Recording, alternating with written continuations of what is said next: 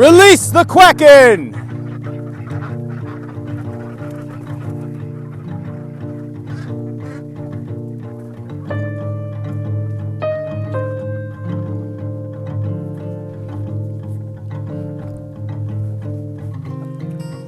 Everybody's a little chilly this morning.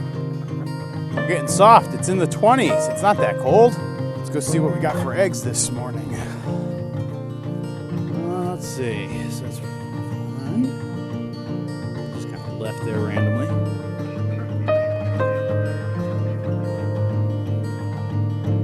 Oh, you guys want to be back inside.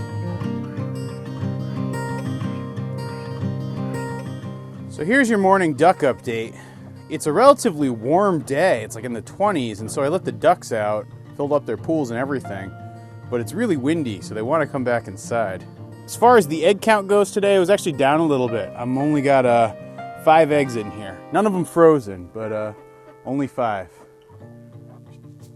You're getting my hopes up, girls. You're starting to slack.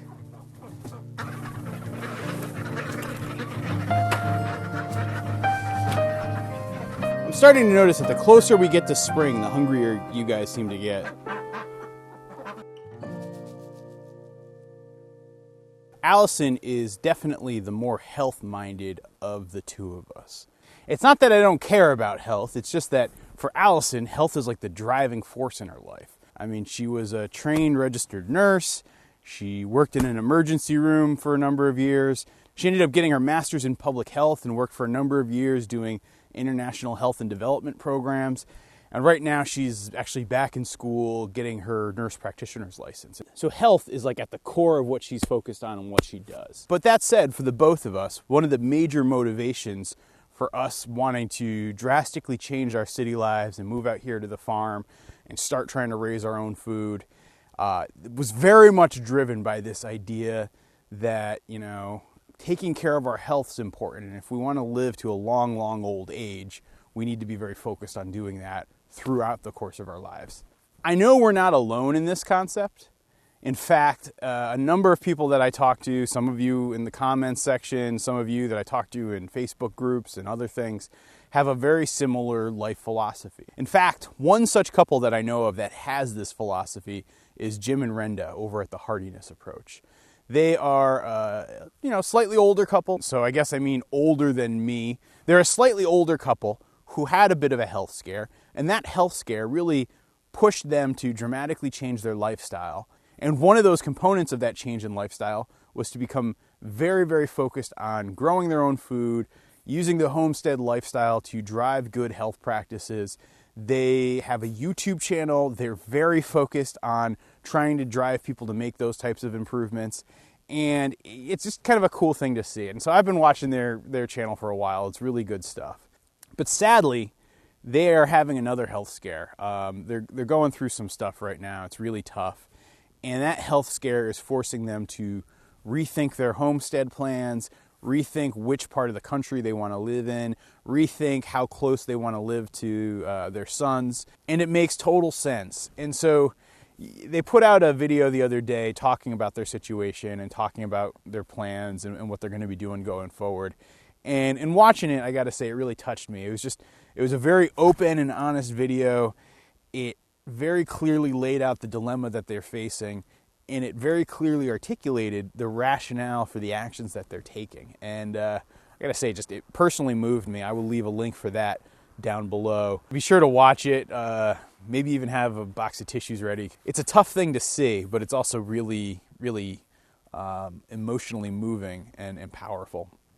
Part of the decision that they had to make was to give up their homestead in Missouri and sell what they've got, move their animals, sell their house, and move up there.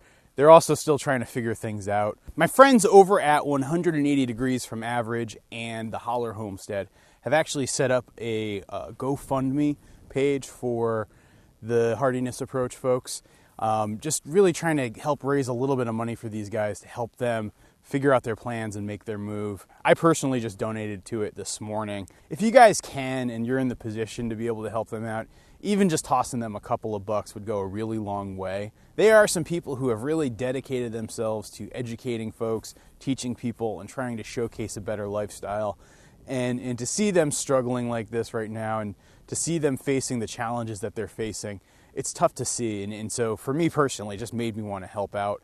I will also leave a link down below to that GoFundMe account.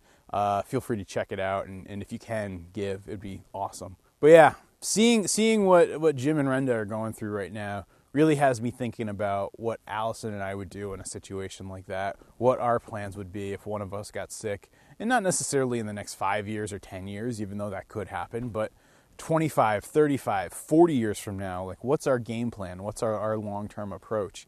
That to me is something that I don't feel like we have all the answers to, but does create sort of a question mark for the future.